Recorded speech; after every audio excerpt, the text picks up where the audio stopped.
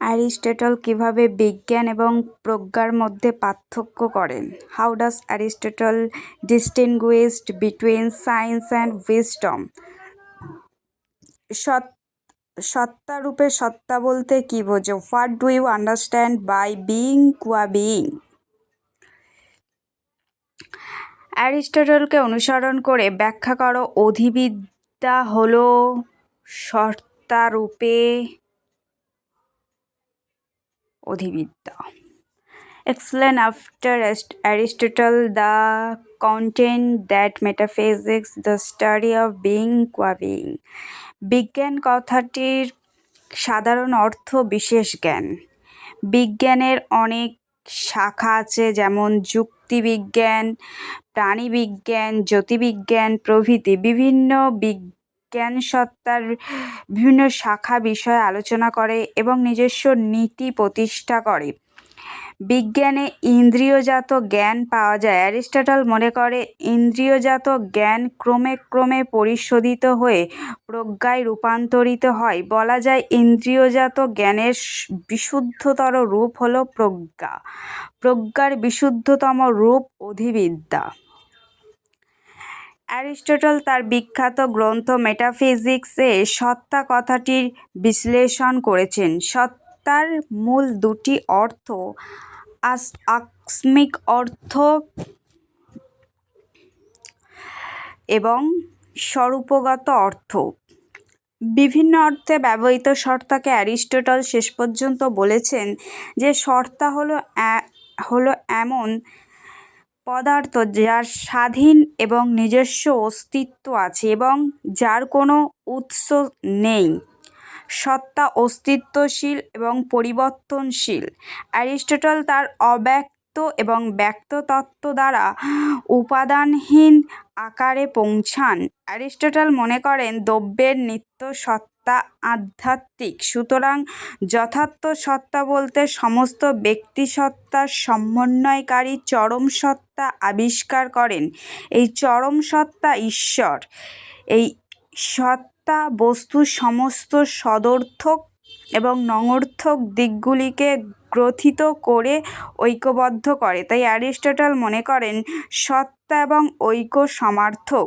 অধিবিদ্যার বিষয় সত্তা, তাই অধিবিদ্যা ঐক্য বিষয়ক বিজ্ঞান। সত্তা রূপে সত্তা কথাটির মূল অর্থ অধিবিদ্যার আলোচ্য বিষয়। একমাত্র সত্তা এবং সত্তাবর্তিত্ব অন্য কোনো কিছু নয়। এই সত্তার মধ্যে সত্তার প্রকৃতি এবং স্বরূপগত গুণগুলি যুক্ত হয়। সত্তারূপে সত্তা বলতে অ্যারিস্টটল চরম দ্রব্যকেই বুঝিয়েছেন, কোনো সীমিত দ্রব্য বা ব্যক্তিদ্রব্য নয়। দার্শনিক অ্যারিস্টটল ছিলেন বিভিন্নমুখী পাণ্ডিত্যের অধিকারী। একমাত্র অঙ্কশাস্ত্র বাদ দিয়ে বিজ্ঞানের সমস্ত শাখাই ছিল তার অবাধ বিচরণ। অ্যারিস্টটল মনে করতেন প্রতিটি বিজ্ঞানের সুনির্দিষ্ট ক্ষেত্র আছে, যেমন তর্কশাস্ত্রের ক্ষেত্র যুক্তির বিভিন্ন নীতি প্রতিষ্ঠা করা। জীবনবিজ্ঞানের বিষয় প্রাণীচর্চা। বিভিন্ন বিজ্ঞান তার সুনির্দিষ্ট ক্ষেত্রে সত্য অন্বেষণ করে। দার্শনিক পরিভাষায় বলতে হয় বিভিন্ন বিজ্ঞান সত্তার বিভিন্ন অংশ নিয়ে চর্চা করে এবং সত্য লাভের চেষ্টা করে। পার্থিব ঘটনার চুলচেরা বিচার বিশ্লেষণের জন্য প্রয়োজন বিজ্ঞান। বিভিন্ন বিজ্ঞানের প্রাপ্ত জ্ঞান বা সত্তা জ্ঞান বিচ্ছিন্ন।